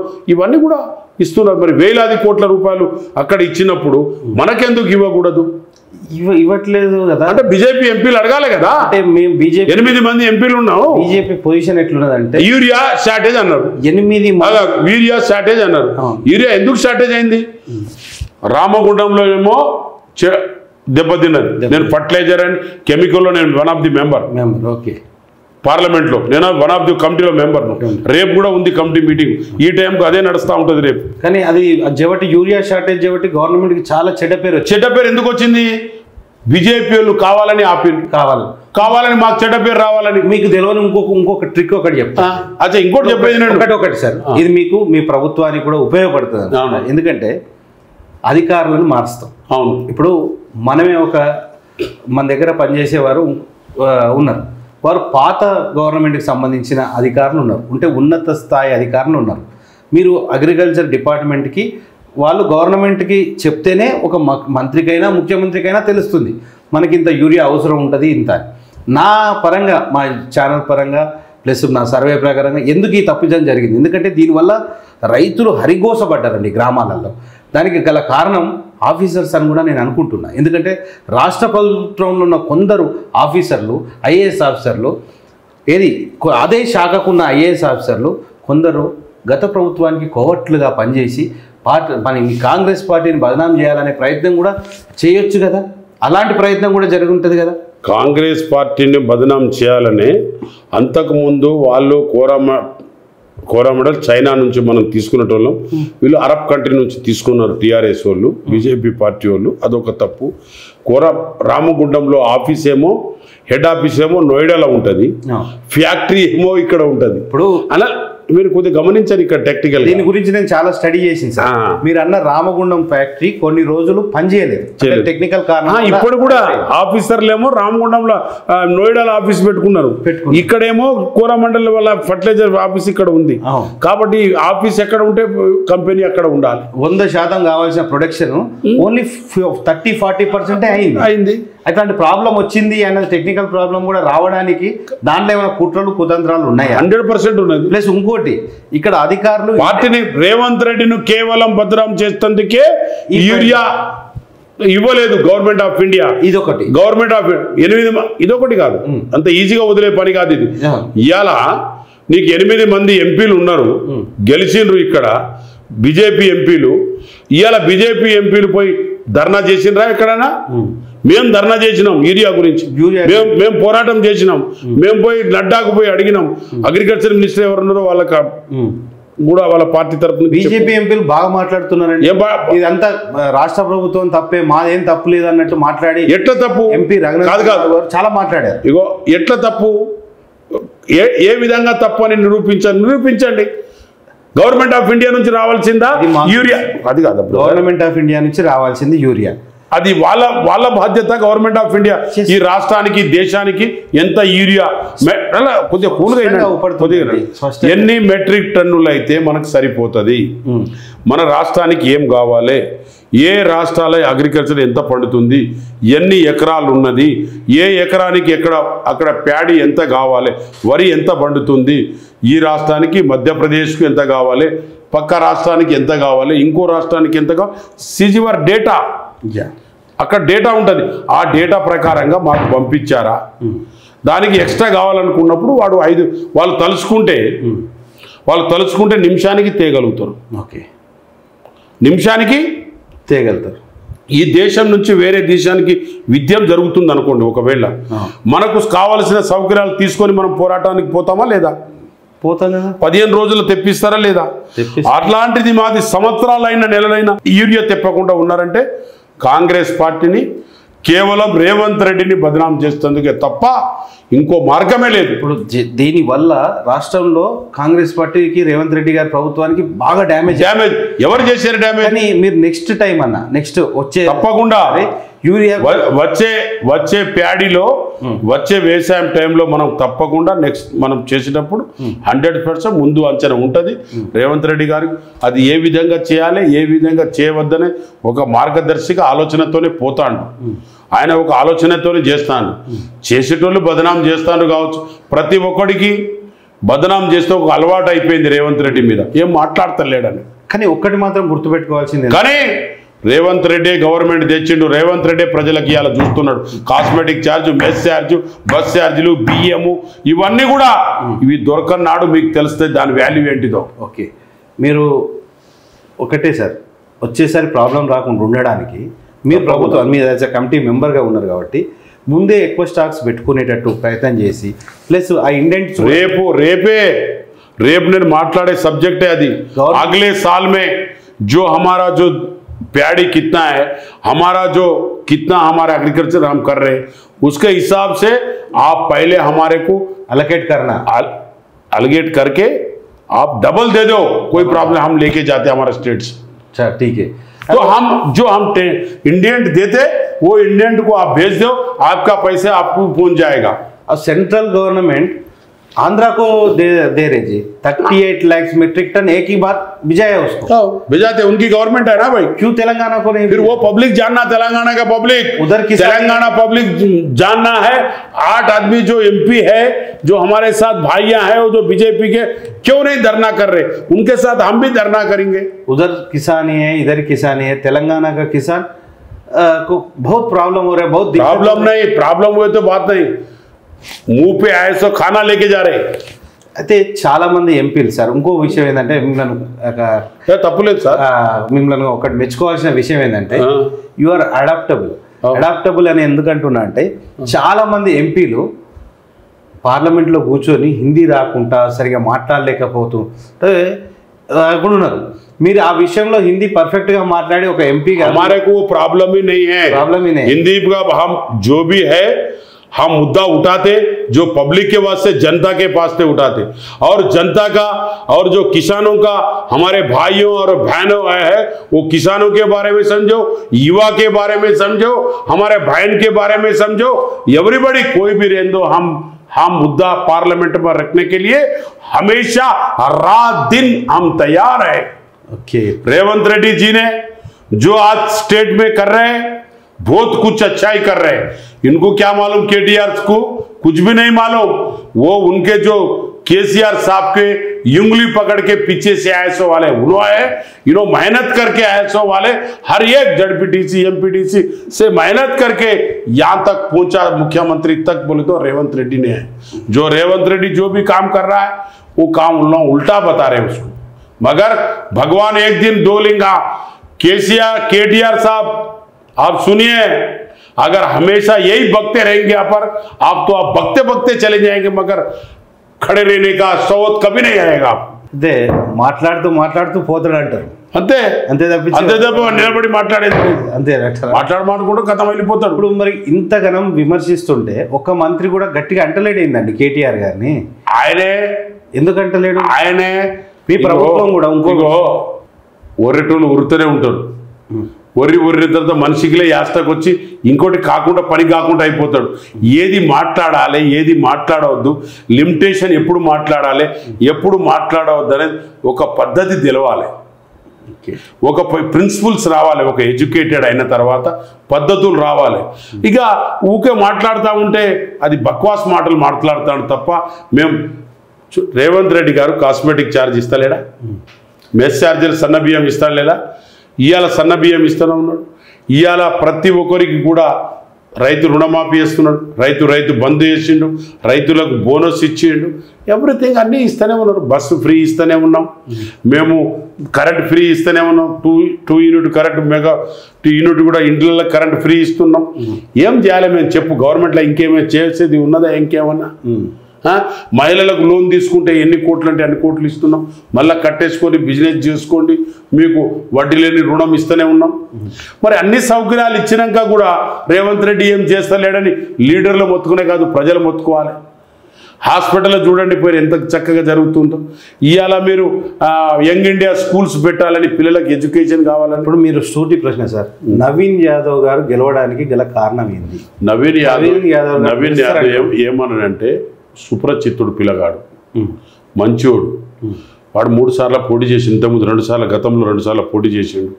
ఒక లీడర్, అందరికీ తెలుసు, వీకర్ సెక్షన్కు తెలుసు, అందరికీ తెలుసు, ఒక బీసీ బిడ్డ అందరికీ తెలుసు. కాబట్టి ఒక అందరితోని ఆయన మాట్లాడి, మేము తిరుగుతూ ఉంటే క్యాంపెయినింగ్ సలాం వాలేకుం సలాం, వాడు ఒక మంచి వ్యక్తి కాబట్టి ముందుకు వచ్చి రోడ్డు మీద నిలబడరు ఎవరు కూడా. ఆయన చెడు వ్యక్తి ఉంటే దూరం వెళ్ళిపోతారు. ఆయనకు అందరూ వచ్చి నమస్కారం పెడుతున్నారు, ఆయన నమస్కారం పెడుతున్నారు. ఒక సంస్కారం ఉన్న వ్యక్తి, సంస్కారంగా ఉన్నాడు కాబట్టి తప్పకుండా ఆయన 100% గెలుస్తాడు. ఇంతకు ముందు కూడా 2 సార్లు ఓడిపోయిన సింపతి కూడా ఉంది ఆయన మీద. ఎంత మెజారిటీతో గెలవబోతుండ అనుకుంటున్నాను? మెజారిటీ అనేది పబ్లిక్ ఒక్కొక్కసారి పబ్లిక్లో, సిటీలో కొంత అవగాహన నాకు తక్కువ ఉన్నా, నేను పబ్లిక్లో తిరుగుతున్నా కాబట్టి చెప్తున్నా, ఆయన గెలిచేది మాత్రం ఖాయం. మెజారిటీ ఏమో నేను లెక్కపెట్టి నేను చెప్పలేను. ఎందుకంటే నాకు సిటీలో ఉన్న, అంటే ఇక జిల్లాలో అవుతుంది అనుకో, నా ఏరియాలో నేను ఒక 10 సంవత్సరాల నుంచి తిరిగిన అనుకో, నేను ఎంత మెజారిటీతో గెలుస్తానని నాకు తెలుస్తుంది. సార్ ఒకటి సార్, ఇప్పుడు అన్ని సర్వేలు పక్కన పెడదాం. మేము కూడా సర్వే పెట్టినాం, ఏ పార్టీ గెలుస్తుంది అని చెప్పి సర్వే పెట్టినాం. మాది ఛానల్ కొంచెం బీఆర్ఎస్కి ప్రో, అంటే బీఆర్ఎస్ నాయకుడిగా నేను ఉన్నా కాబట్టి కొంచెం ప్రో ఉంటుందని అనుకున్నాను. అయితే మేము సర్వే పెట్టినప్పటికీ బీఆర్ఎస్ గెలుస్తుందని మా ఛానల్లో వచ్చింది. అంటే ఇది కరెక్టా కాదా, బీఆర్ఎస్ సపోర్టింగ్ ఉన్నది కదా అనుకున్నాం. కానీ మేము గతంలో 1 year బ్యాక్ కూడా మేము ఒక సర్వే పెట్టాం, బలరాం నాయక్ గారు గెలవబోతున్నారా, ఎంత పర్సెంట్, బ్రహ్మాండమైన పర్సెంట్ తోటి బీఆర్ఎస్ ఛానల్లో కూడా మీరు మీ గురించి పెట్టిన దాంట్లో బ్రహ్మాండంగా గెలుస్తారని చెప్పొచ్చేసింది. అంటే జెన్యూనిటీ అనేది మా ఛానల్కి ఉంది అని చెప్పి చూపెట్టుకోవడానికి మీ ఎలక్షనే కారణం.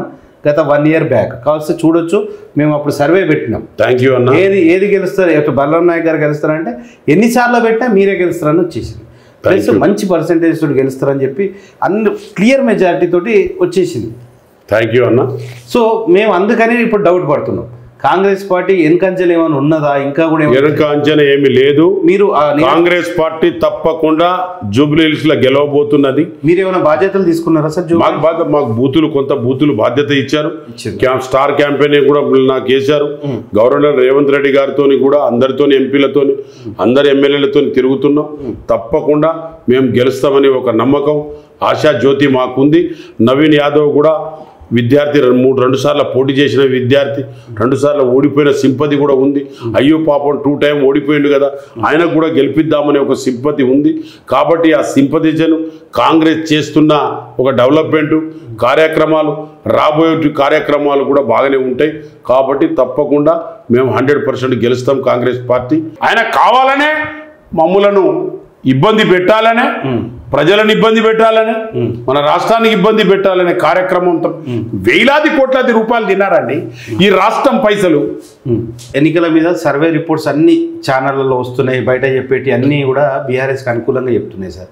కానీ ఏంది ఇది పరిస్థితి, కాంగ్రెస్కి ఎందుకు ఇట్లా లేదు? ఇప్పుడు ఆల్ సర్వేస్ను వాళ్ళు కొనేసుకున్నారు. అన్ని దొంగ డబ్బులు ఉన్నాయి, రాష్ట్రాన్ని దోచుకున్న డబ్బులు ఉన్నాయి, వేలాది కోట్ల రూపాయలు మిషన్ భగీరథ పైసలు ఉన్నాయి, ఇంకా పైసలు ఉన్నాయి. వాళ్ళు మొత్తం దోచుకున్న డబ్బులు ఉన్నాయి కానీ విచ్చలవిడిగా ఖర్చు పెడుతున్నారు. వాటి గురించి వాళ్ళు చెప్పుకుంటున్నారు. డబ్బు తప్ప అసలు ఓటర్స్ కాడ ఏం లేదు. తప్పకుండా కాంగ్రెస్ అంతా మ్యానిపులేషన్, అంతా వాళ్ళ ఒక చమత్కారం చూపిస్తున్నారు. వాళ్ళు ఏదో చేయాలని చేస్తున్నారు, అవన్నీ అయ్యే పని కాదు. తప్పకుండా కాంగ్రెస్ పార్టీ గెలుస్తుంది, గెలిచి తీరుతుంది. 3 రంగుల జెండాను ఎగరేసుడే, 3 రంగుల జెండా తప్పకుండా ఎగరేస్తుంది. రేవంత్ రెడ్డి గారి తెలంగాణలో నాయకత్వం తప్పకుండా ముందుకు వస్తుంది, తప్పకుండా ఎగురుతుంది. తప్పకుండా 10 సంవత్సరాలు ప్రభుత్వం నడిపే బాధ్యత రేవంత్ రెడ్డి గారు తీసుకుంటారు. సార్ నేను ఒక ప్రశ్న అడగండి. నేను ప్రశ్న కాదు, ఇది నా పర్సనల్ ఎక్స్పీరియన్స్. గతంలో ఒక 10 సంవత్సరాల క్రితం అనుకోవచ్చా, మీరు సెంట్రల్ మినిస్టర్గా ఉన్నప్పుడు నేను ఢిల్లీకి రావడం జరిగింది. మీకు గుర్తున్నదో గుర్తులేదో కానీ ఢిల్లీకి రావడం జరిగింది. అయితే నేను ఒక మాజీ మంత్రి రామిరెడ్డి వెంకరెడ్డి గారి రిఫరెన్స్ తోటి వచ్చిన వారు మీకు ఫోన్ చేసి మాట్లాడిన తర్వాత ఎంత బాగా అనిపించిందంటే, మీ మంచితనం, మీ డౌన్ టు ఎర్త్ గుణం, అంటే ఒక మంత్రి అయి ఉండి ఇంత డౌన్ టు ఎర్త్ ఉంటారా, ఇంత మంచిగా ఉంటారా? మీ ఇంట్లో నేను ఒక 2 days స్పెండ్ చేశాను మీ క్వార్టర్స్లో, మీ మినిస్టర్ క్వార్టర్స్లో, ఢిల్లీలో స్పెండ్ చేశాను. అదేవిధంగా మీ ఆతిథ్యం అన్నది ఎంత బాగుండేదో నేను అప్పుడు చాలా చిన్నపిల్లగాని, అంటే 10-15 ఏళ్ళ క్రితం అంటే ఒక చిన్న అబ్బాయికి మీరు ఇస్తున్న ప్రిఫరెన్స్ చూసి నేను షాక్ అయ్యాను.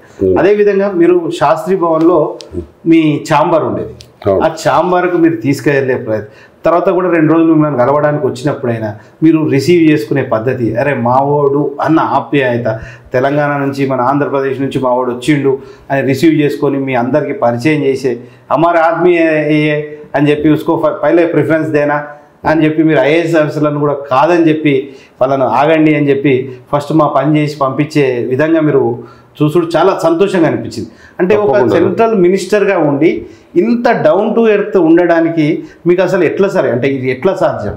అంటే ఒక్కొక్కరు ఇవాళ సర్పంచ్గా అయితేనే, ఒక చిన్న పోస్టులు ఉంటేనే ఇవాళ మనం చూస్తున్నాం ఒక మినిస్టర్లకైనా ఎవరికి ఎమ్మెల్యేకైనా ఎంత అహంకారము, ఎంత ఇది వాళ్ళకి కొట్టొచ్చినట్టు అనిపిస్తుంది. మీరు ఎంత ఎదిగినా కూడా ఒదగాలని చూసుకున్న అసలు మీరు ఇలాంటి వ్యక్తిత్వం ఎట్లా నేర్చుకున్నారు, ఎట్లా అలవాటు చేసుకున్నారు? ఈ యువతకు మీరు ఒక సందేశం ఇవ్వండి. ఎందుకంటే నేనే దానికి స్వయాన సాక్ష్యం ఏంటంటే మీరు ఇచ్చిన ఇది ఒకటి, మనం ఫస్ట్ అవర్స్ మనం వీకర్ సెక్షన్లో పుట్టడం, ఒకరికి రెస్పెక్ట్ ఇస్తేనే మనకు ఎదుటి వ్యక్తికి రెస్పెక్ట్ దొరుకుతున్నది ఒక భావం, ఒక గౌరవం. మన దేశంలో మనిషి అనేది, నేను డైలాగ్ కొట్టుడు కదా, మట్టి కాదు మనిషి అంటే మనసులో అనేది ఒక భావం ఉంది. స్కూల్లో మనం చదువుకున్నప్పుడు యూనిఫామ్ సిస్టంలో చదువుకున్నాం, అందరూ ఈక్వల్, సమానత్వం. మనం ఎంత పెద్దదైనా కూడా ఒక యూనిఫామ్ సిస్టంలో ఉంటేనే మనకు గౌరవం ఉంటుంది. స్కూల్కు పోయినప్పుడు అంత యూనిఫామ్ దొడుకునే పోతాం. వానికి కోటేశ్వరుడు కొడుకున్నా, వాడు ఎస్సీ బిడ్డ అయినా, ఎస్టీ బిడ్డ అయినా, ఓసీ బిడ్డ అయినా అంత సమానత్వం.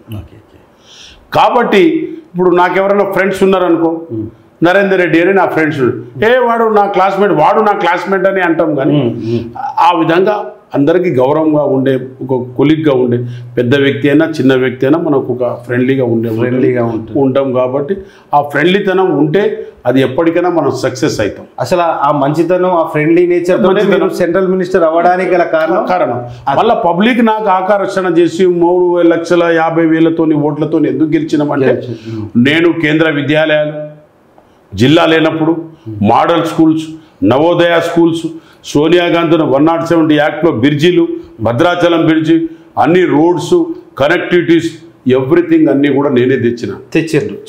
అభివృద్ధి ఎంత చేయాలో అంత చేసినాం. ఎడ్యుకేషన్ ఏ విధంగా చేయాలో చేసినాం. గుండాలల్లా ఆ రోజుల్లో రోడ్లు లేవు, అడవిలో గుండాల, పసరా టు గుండాల టు మళ్ళా, ఇవన్నీ కూడా ఆ వల్ల కూడా కొంతవరకు ఈ 5 సంవత్సరాలలో ఏం చేద్దాం అనుకుంటున్నాం? 5 సంవత్సరాలు ఏం ఇప్పుడు కేంద్ర 5 సంవత్సరాల లోపల మా గవర్నమెంట్ లేకపోయినా అక్కడ రిక్వెస్ట్ చేసి నిన్న పెద్ద వర్క్ షాప్ తెచ్చిన, 1100 కోట్లతోని ఆల్రెడీ జియో పాస్ చేయించిన 20 రోజుల క్రితం. 1100 వర్క్ షాప్ తెచ్చిన. గిరిజన యూనివర్సిటీ 800 కోట్లతో, మోడికుంట వాగు లక్షల ఆయకట్టు తెచ్చేది 800 కోట్లతో తెచ్చినాం. ఇరిగేషన్ ప్రాజెక్టు, ఇవన్నీ కూడా తెస్తున్నాం. ESI hospital తెస్తున్నాం. ఇప్పుడు మనము నిన్న మొన్న కూడా 2 కేంద్ర విద్యాలయాలు తెచ్చిన, ములుక్కు ఒకటిను కొత్తగూడెంకి ఒకటి. కాబట్టి ఇవన్నీ మేము డెవలప్మెంట్ దృష్టి కరకట్ట తీసుకురావాలి భద్రాచలానికి. మరి డెవలప్మెంట్ చేస్తే పబ్లిక్లో ఉంటాం. మనం ఎలక్షన్లో పోయి నువ్వు ఏం చేసినావంటే చెప్పడానికి ఉండాలి, చేయడానికి ఉండాలి. అదేవిధంగా రేవంత్ రెడ్డి గారు కూడా ప్రతి ఒక్కటి చేస్తున్నారు. ఇవాళ రైస్ గురించి కానీ ఇంకోటి గురించి కానీ చాలా గొప్ప విషయం. ఇవాళ జూబ్లీ హిల్స్లో కూడా మేము 100% గెలిచి తీరుతాం. ఎవడో వాళ్ళ దగ్గర పైసలు బాగున్నాయి, అంతా కొనేస్తున్నారు. కేటీఆర్ దగ్గర, కేసీఆర్ దగ్గర పైసలేం, హరీష్ రావు దగ్గర పైసలేం తక్కువ ఏం లేవు. ఆ పైసలతోనే ఆయన కొనగలుగుతాడు, ఛానల్ను కొడుతాడు, అందరినీ కొని ఆల్ ఛానల్ కూడా మేమే గెలుస్తామని కూడా చెప్పిస్తాడు. ఓకే. మేమేమో తిండికి ఇస్తాం పైసలు, ఆయనేమో ఛానల్ వాళ్ళకి ఇస్తాడు. ఓకే. సార్ రేవంత్ రెడ్డి అన్ని ఛానళ్ళు కొంటున్నారు వాళ్ళు. రేవంత్ రెడ్డి గారికి మీకున్న సంబంధం ఏంది? మీరు బాగా దగ్గర అసోసియేట్. ఎప్పుడు చాలామంది మీ కాంగ్రెస్ పార్టీ వాళ్ళే ఊకే బలరాం నాయక్ రేవంత్ రెడ్డిని బాగా వీళ్ళిద్దరు బాగా క్లోజ్ అది ఇది అని చెప్పి, అంటే రైస్ ఇచ్చింది తప్ప, కాస్మెటిక్ ఛార్జ్ ఇచ్చింది తప్ప, పిల్లలకు సన్న బియ్యం ఇచ్చేది తప్ప, డ్రెస్సులు ఇచ్చేది తప్ప, బస్సులు మహిళలు పోయేది తప్ప, లేకపోతే ఇంట్లో కరెంట్ ఇచ్చేది తప్ప, రైతులకు ఇచ్చేది తప్ప, ఇంకోటి మహిళలకు వీకర్ సెక్షన్ మహిళలు ఏదైనా మిర్చి చేసుకొని బతుకామన్నా కూడా వ్యాపారానికి పైసలు ఇచ్చేది తప్ప, ఆ విధంగా కూడా తప్పు ఉంటే రేవంత్ రెడ్డికి తప్పనాలే. మాకు వీకర్ సెక్షన్ నుంచి కావాల్సింది వాళ్ళ క్షేమ ధర్మాలు. ఇవాళ మేము పోయి ఊర్లలో పోయి మేము బియ్యం వేయలేదమ్మా, నీకు రేషన్ కార్డు ఇచ్చినామమ్మా, 10 సంవత్సరాల నుంచి రేషన్ కార్డు ఇవ్వలేదు, ఇవాళ రేషన్ కార్డులు ఇచ్చినాం, ఇవాళ ఇంద్రమ్మ ఇండ్లు ఇస్తున్నాం. కేసీఆర్ అంటే ఒక ఇళ్ళన్నా కట్టించినాడు. పోయి అడగండి ఊళ్ళల్లో పోయి ఏ స్లాబ్ సిస్టమ్ కా వీళ్ళు పైసలు ఇస్తున్నాం. ఇంద్రమ్మకు ఇళ్లకు 20,000 లక్ష రూపాయలు ఇస్తున్నాం. ప్రతి ఒక్క స్లాబ్ సిస్టమ్ కింద గోడ లేవగానే ₹1,00,000 ఇస్తున్నాం, ఇంకోటి లేవగానే ఇంకో 1,00,000 ఇస్తున్నాం, స్లాబ్ పోసి 1,00,000 ఇస్తున్నాం. ఇవన్నీ మరి ఇంద్రమ్మ ఇళ్ళ లక్షలాది రూపాయలు ఇచ్చుడు తప్ప, బియ్యం ఇచ్చుడు తప్ప, కరెంట్ ఫిరిట్ ఇచ్చుడు తప్ప, బోనస్ ఇచ్చుడు తప్ప, రైతులు రుణమాఫీ ఇచ్చుడు తప్ప, గ్యాస్ ఇచ్చుడు తప్ప, మహిళలకు బిల్లు ఇచ్చి తప్ప. ఈ తప్పంటే తప్పే. రేవంత్ రెడ్డి ఎప్పుడు తప్పనాలే కానీ ఏం లేదు. రేవంత్ రెడ్డికి ఈ దగ్గర ఇలా జూబ్లీ హిల్స్ లా ఉన్న నా సోదరులు, నా అక్క చెల్లెలు, भाई भी रहने दो, भाया भी रहने दो, ये जानना चाहिए. आप लोग को कभी आज तक कोई पैसे दिया क्या? नहीं. आज रेवंत रेड्डी ने इतना खर्चा होने के बाद भी रेवंत रेड्डी दिल लगा के, सिर लगा के, भेजा लगा के फिर रहा, भेजा लगा के कर रहा. మాకు మానవ ధర్మం ఉన్నది. ఆ భగవంతుడే మాకు తప్పకుండా గెలిపిస్తాడు. సార్ ఒకటే విషయం, ఒకటే మాటలో చెప్పేసాలి. సోనియా గాంధీ గురించి ఒకటే మాటలో చెప్పండి, ఒకటే సెంటెన్స్లో చెప్పండి. సోనియా గాంధీ గారు మా తల్లి లాంటిది. సోనియా గాంధీ గారు మహిళల 35%, గ్రౌండ్ లెవెల్లో 50% బిల్లు పెట్టింది మహిళ. ఓకే. ఆమె పార్లమెంట్లో ఒకసారి అన్నది, నా భర్త కోరిక ఏదన్నా ఉన్నదంటే అది మహిళకు రిజర్వేషన్ 50% ఇవ్వడమే కోరిక. మీ యువ నేత రాహుల్ గాంధీ గారి గురించి ఒక మాటలో చెప్పండి. రాహుల్ గాంధీ గారు తల్లిదండ్రులు ఈ దేశాన్ని కాపాడి, మా వాళ్ళ గ్రాండ్ మదర్ కానీ వాళ్ళు కాపాడిన దానికి ఈ రాష్ట్రంలో బడుగు బలహీన వర్గాలకు నేను సేవ చేసే భాగ్యం నాకు కలగాలే దేవుడు అని మొక్కుంటాడు ఆయన. అంతే. దీనికి డెవలప్ చేయాలి. బడుగు బలహీన వర్గాలకు జాతిలో బడుగైన రెడ్డి వస్తారు, బ్రాహ్మణ్ వస్తారు, అందరూ వస్తారు. దాంట్లో బీద కుటుంబం అనేది అందరూ వస్తారు. వాళ్ళకు మంచిగా బాగుపరచాలనే ఒక కాన్సెప్ట్, ఒక ఉద్దేశం ఉంది. पानी का पानी हो जाता, दूध का दूध हो जाता. मोदी को लगाओ बोलो, वो बैलेट वोटिंग लगाओ बोलो. మీరు రాజశేఖర్ రెడ్డి గారితో ఉన్న అనుభవం దాని గురించి ఒక్క మాటగా, రాజశేఖర్ రెడ్డి గారికి మీకు అనుబంధం ఎలా ఉండేది? రాజశేఖర్ రెడ్డి గారు మాకు ఆయన పిలిస్తే ఆయన వాక్యం మా కొడుకు లెక్క, మా కొడుకును పిలిచినట్టే అనుకునేది మేము. జగన్ పిలిచే తర్వాత కానీ మమ్మల్ని పిలిచేది సంతోషపడేటోళ్ళం మేము. జగన్ పక్కనే కూర్చున్నాం, నేను కూడా ఎంపీగా, మేమిద్దరం పక్కనే కూర్చున్నాం. మరి నాకు రాజశేఖర రెడ్డి గారు పిలిస్తే మాకు ఎలా పిలిచేది అనిపించిందంటే, ఆయనకు సొంత కొడుకు లేక పిలిపించేది అనేది. మేము ఎక్కడైనా చిన్న అబద్ధాలు ఆడినా, పిల్లలతో నీకెందుకు ఆయన అనేవాడు మన డాక్టర్ కేవీపీ గారికి, రామచంద్రరావు గారు. మేము ఆ రోజుల్లో ₹5 ఖర్చు అయితే సార్ ₹6 ఇవ్వమని మేము కొట్లాడి తీసుకునేవాళ్ళం. ఈ ఒక జాగలో జడ్పీటీసీ ఎలక్షన్కు, ఎంపీటీసీ ఎలక్షన్కు పోతే ఎంతైతే రా నాన్న, ఎంతైతే రా అని అడుగుతా. సార్ అది అయితే 20 లక్షలు కానీ 30 లక్షలు కావాలని అంటే 30 ఈ కులంలో కానీ అనేవాడు. ఓపెన్గా చెప్తున్నాను నేను. ఓపెనే అంటే అంత మంచి కైండ్ హార్ట్. అంతే హార్టే. అందుకొరకే కాంగ్రెస్ పార్టీగా మేము ఇప్పటి వరకు ఉన్నది. అలాంటి హార్ట్ నాయకులు, అలాంటి పార్టీ భావాలు ఎప్పుడున్నా రాకపోతుందా, మేము డెవలప్ కాకపోతామా, వీళ్ళ దగ్గర మేము పని ఏం చేస్తామని చెప్పేసి కంటిన్యూ కాంగ్రెస్ పార్టీలో సాగిస్తున్నాం, కాంగ్రెస్ పార్టీతోనే ఉంటాం. రాజశేఖర్ రెడ్డి గారు లాగా రేవంత్ రెడ్డి కూడా భోలా శంకరుడే. ఇలా బల్లా గుద్ది చెప్తా, ఆయన అంతా భోలా శంకరుడు ఎవరు లేరు. రేవంత్ రెడ్డి గారు అతి గొప్ప భోలా శంకరుడు నా దృష్టిలో. ఛాలెంజ్ చేసి చెప్పగలుగుతాను. ఫాస్టెస్ట్ గా వచ్చి ముఖ్యమంత్రి కుర్చీలో కూర్చున్నారంటే శక్తి యుక్తులు ఏందనేది అందరికి అర్థమవుతుంది. భోలా శంకరుడు ఆయనంతా నేను ఓపెన్ గా చెప్తా. మాకెవరైనా అడ్డం పడ్డా చెప్తా, నేను మా పార్టీ వాళ్ళకి చెప్తా, బయటి పార్టీ వాళ్ళకి చెప్తా, అందరికి చెప్తా, హై కమాండ్ చెప్తా, లో కమాండ్ కూడా చెప్తా. ఆయన ఎంత భోలా శంకరుడు ఎవడు లేడు. ఆయన అలాంటి బోలా శంకర్ నేను ఎక్కడ చూడలేను కూడా. సార్ బలరాం నాయక్ అంటే ఏం చెప్పేస్తారు సార్ మీ గురించి ఒక్క మాటలో చెప్పాలంటే? మా గురించి ఏం లేదు, మేమేమనంటే ప్రజలను కష్టాలు తెచ్చే అవకాశం ఈ భగవంతుడను, వాళ్ళని అవకాశాలు మా ద్వారా మేము కూడా కొంత సేవ చేసుకునే భాగ్యం మాకు కలిగించినందుకు ఆ రాముల వారికి మేము ఆ నరసింహస్వామికి తప్పకుండా సమ్మక్క సారలం తప్పకుండా రుణపడి ఉంటాం. ఓకే, నమస్కారం. ఈరోజు సెలవు. ఈరోజు మనం బోలా శంకరుడు అనేది మాత్రం 100%. బోలా శంకర్ వాళ్ళు వీళ్ళు కాదు కావచ్చు, కానీ మొత్తానికైతే బోలా శంకర్ అంటే బలరాం నాయక్ గారికి ఆ పేరు వారికి కూడా సూట్ అవుతుంది. ఎందుకంటే బలరాం నాయక్ గారిని చూసి యువత నేర్చుకోవాల్సింది ఏంటంటే, ముఖ్యంగా కొంతమంది నాయకులు నేర్చుకోవాల్సిందంటే అహంకారం అన్నది పక్కన పెట్టాలి, ఎదిగిన కొద్దీ ఒదగాలన్నది. దానికి ఏకైక ఎగ్జాంపుల్ రాష్ట్రంలోనే దేశంలోనే అంటే బలరాం నాయక్ గారని వస్తారు. ఎందుకంటే వారు సెంట్రల్ మినిస్టర్గా ఉన్నప్పుడు నేను స్వయాన చూసినా కాబట్టి ఇప్పుడు కూడా వారు జనంతో మమేకమయ్యే పద్ధతులు చూస్తుంటాం. ఆ గర్వం అన్నది ఎక్కడ అవపడదు.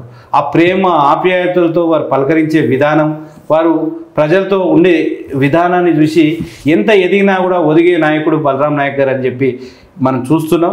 ఇదే విధంగా ప్రతి ఒక్క నాయకుడు కూడా తెలుసుకోవాలి. ఎందుకంటే ఇవాళ ఒక్కసారి ఎమ్మెల్యే కాగానే ఓ నా అంత నాయకుడు లేడు అనుకుంటారు, ఒక్కసారి ఎంపీ కాగానే అబ్బా నా అంత తురుం లేడు అనుకుంటారు, ఒక్కసారి సర్పంచ్ అయినా అట్లనే అనుకుంటారు, ఏ చిన్న పదవి వచ్చినా అనుకుంటారు. కానీ ఒక సెంట్రల్ మినిస్టర్గా ఉండి కూడా పేద ప్రజలతోటి కనెక్టివిటీని పొడగొట్టుకున్నటువంటి నాయకుడు బలరాం నాయక్ గారు. వారిని ఈరోజు ఇంటర్వ్యూ చేసుడు అనేది మనకు ఎంతో సంతోషంగా ఫీల్ అవుతున్నాం, గర్వకారణంగా. నమస్తే, మీ మనసు.